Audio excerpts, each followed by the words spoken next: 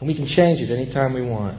It's only a choice. No effort, no work, no job, no savings of money. A choice right now between fear and love. The Soviet Union has been busy. They've been busy in terms of their level of effort. They've been busy in terms of the actual weapons that they've been producing. They've been busy in terms of expanding production rates. They've been busy in terms of expanding their institutional capability to produce additional weapons. Which side are you on, boys?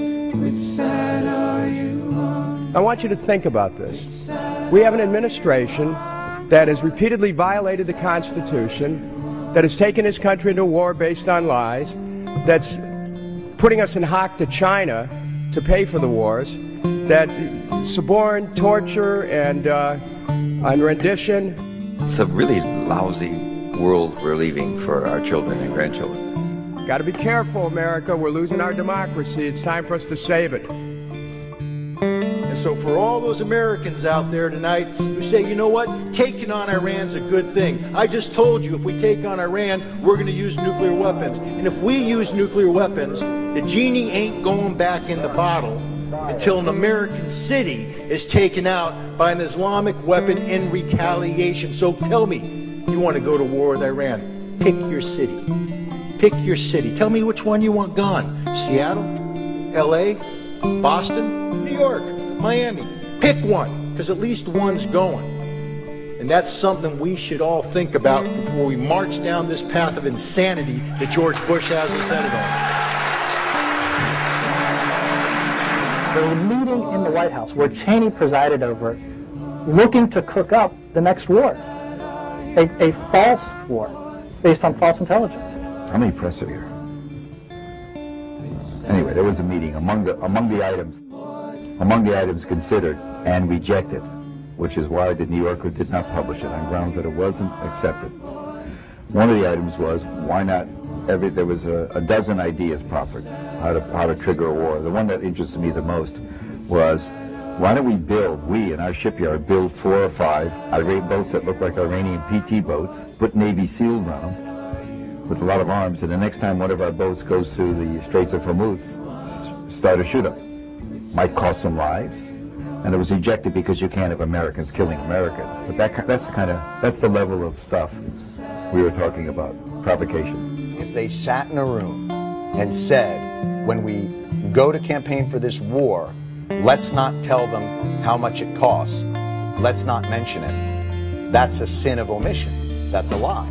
Yeah, there's really no difference whether it's deliberate or intentional or there is. Or not. Well, they're both problematic in their One is homicide, the other's involuntary manslaughter. One could be criminal, for instance. Yeah.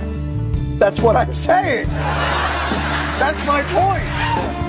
Which side are you on, boys? Which side are you on?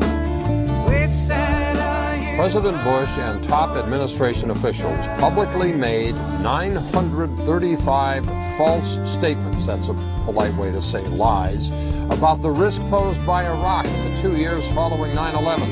4,000 kids who will never see the light of day again and their families, all for a pack of lies. Some legacy this Bush company.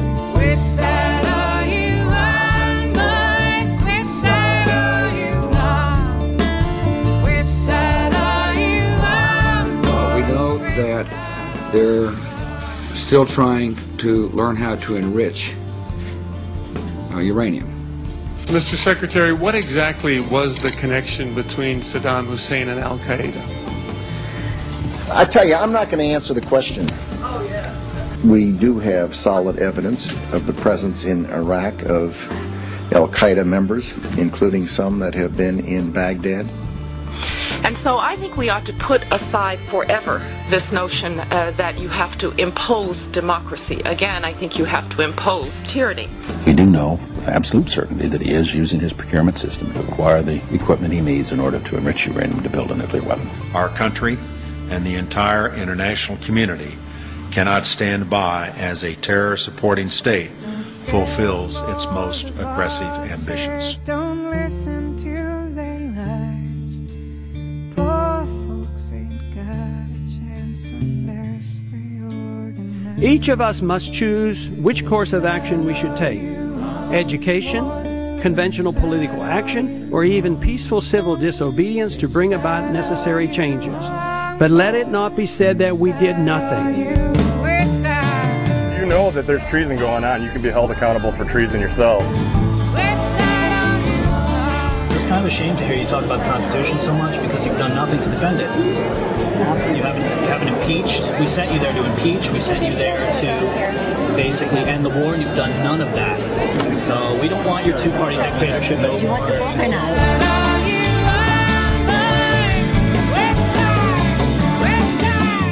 Beach Boys song, Bomberan. Bom, bom, bom. Anyway. I mean, think about it. Iran, Cuba, Venezuela, these countries are tiny compared to the Soviet Union.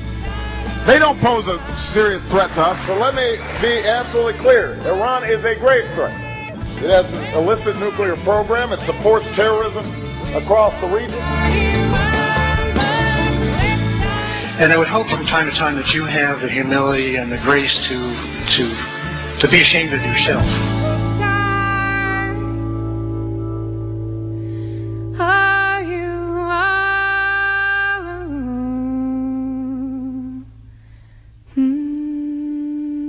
The eyes of fear want you to put bigger locks on your door, buy guns, close yourself off. The eyes of love instead see all of us as one.